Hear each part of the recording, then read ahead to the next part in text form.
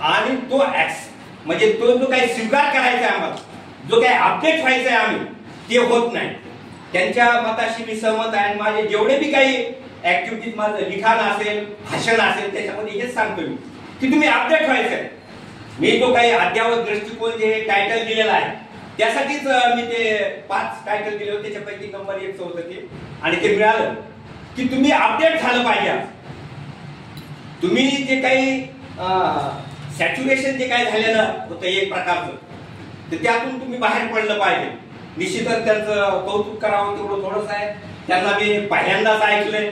याच्या अगोदर असे भाषण वगैरे ऐकलं होतं, परंतु एक जे वर्कशॉप म्हणतो आपण, जे केडर कॅम्प म्हणतो आपण, तर त्या अनुषंगाने त्यांनी काही बेसिक गोष्टी ज्या आहेत मुवमेंट मध्ये वेगवेगळ्या ह्याच्यात राहिल्या, अॅनिमेशन मध्ये त्यांनी लिहिलेलं मी वाचलेलं आहे. तसे आमचे डिबेट डिस्कशन त्यावेळी मोठ्या प्रमाणात झालेले नाही. त्यांच्या टोटल मताशी मी सहमत नाही, परंतु काही गोष्टी त्यांनी जे काही विचार करायला तुम्हाला एक हे कोंडी फोडलेली त्यांनी. आज 20 लोक आहे याच्यामध्ये आपण इन्व्हॉल्व झालेलो आहोत. तर निश्चितच तुम्ही सुद्धा एवढा वेळ दिला तर तुमचं सुद्धा अभिनंदन केलं पाहिजे. आणि त्या अनुषंगाने तुमचे थॉट प्रोसेस जी आहे मोठ्या प्रमाणामध्ये गती मिळावी, त्याला तुम्ही सुद्धा विचार करावा, लिहावा. आपण प्लॅटफॉर्म मानव प्रतिष्ठा सुजनता साहित्य परिषद याच्यासाठी काढलंय, बौद्धिक आंतरक्रिया घडविण्यासाठी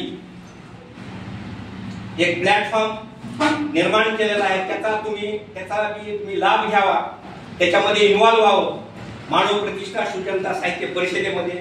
दुसरं, मासिकामध्ये जे अद्ययावत दृष्टिकोन जो आहे, अद्ययावत दृष्टिकोनामध्ये लिहावं आपण. आणि उत्थान प्रकाशन जे आहे त्यासाठीच मी हे काढलेलं आहे की आपले जे काही छोट्या छोट्या पुस्तिका ज्या आहेत, समजा जे काही सरांनी जे काही दिलंय ब्रीफ मध्ये, जे 25 पानं 40 पानं जर लिहिलं ते अनेक लोकांपर्यंत जाईल. आता रेकॉर्ड केलं ते, त्याच्या आधारे तुम्ही ती पुस्तिका तयार करू शकता. ती आपण मी डिक्लेअर करू शकतो की ते उत्थान प्रकाशनाच्या माध्यमातून आपण त्याच्या हजारो प्रती काढू शकतो. अनेक आपले जे काही लोक आहेत, जे कारण एज्युकेटेड लोक आहेत, इंटेलेक्च्युअल याच्यामध्ये जे बाबासाहेबांना अभिप्राय त्याच्यामध्ये ते कन्वर्ट नाही. मला वाटतं हे जे काही आजचं जे काही आहे, आजचे जे काही वर्कशॉप आहे, तो बाबासाहेबांना अभिप्रेत असलेला इंटेलेक्च्युअल क्लास निर्माण होण्यासाठीची जी आजची प्रक्रिया आहे, असं एक मला वाटते. ही प्रतिक्रिया म्हणजे हे माझं मत आहे. या मताशी तुम्ही सहमत असाल नसाल हा मुद्दा वेगळा आहे, पण ती प्रोसेस सुरू झालेली आहे. आणि मी सिद्धार्थ शिंगारेशी आमची चर्चा झालेली आहे. हे जे काही विजडम क्रिएट फाउंडेशन आम्हाला निर्माण करायचंय, त्याचं नावच काय दिलंय की विजडम क्रिएशन फाउंडेशन आम्हाला निर्माण करायचंय. आणि त्या अनुषंगाने आमची प्रोसेस सुरू आहे. जमीन घेण्याचं चालू केलेलं आहे, आम्ही ठरविलेलं आहे. त्यानंतर ती जे अशाच प्रकारचे बौद्धिक जे आहे ते व्हावे असे एक मी सजेस्ट करेल. आपण जे आहे ते आपली सतीश बनसोडे असतील, माझे बरेचसे काही महाराष्ट्रात आणि महाराष्ट्राच्या बाहेर सुद्धा ह्या विजडम क्रिएशन साठी, या फाउंडेशन साठी अनेक लोक तयार होत आहेत.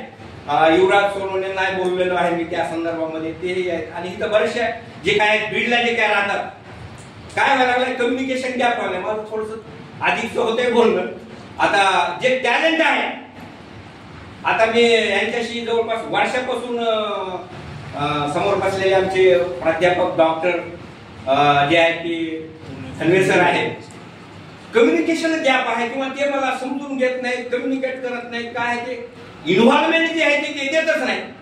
काय आहे मग माझ्यात कमी आहे का काय आहे ते आता त्याच्यावर विचार करायचा. दुसरीकडे चाललं ते थोडस. तर या ठिकाणी त्यांचे परत एकदा त्यांना मी धन्यवाद देऊ इच्छितो आणि त्यांचं अभिनंदन करू इच्छितो. आणि आपण सुद्धा त्या दिशेने जे आहे वेगवेगळ्या मूव मध्ये आपण काम करत आहोत. त्याच्यात काही म्हणजे हे नाही, जे पटेल उचेल तिथं तुम्ही काम करा, परंतु जे काही बौद्धिक इंटरॅक्शन आहे ती घडावी. या अनुषंगाने सिद्धार्थचं सुद्धा मी खूप कौतुक करतो, त्यांचं अभिनंदन करतो, त्यांना धन्यवाद देतो आणि थांबतो. जय भीम जय प्रभू.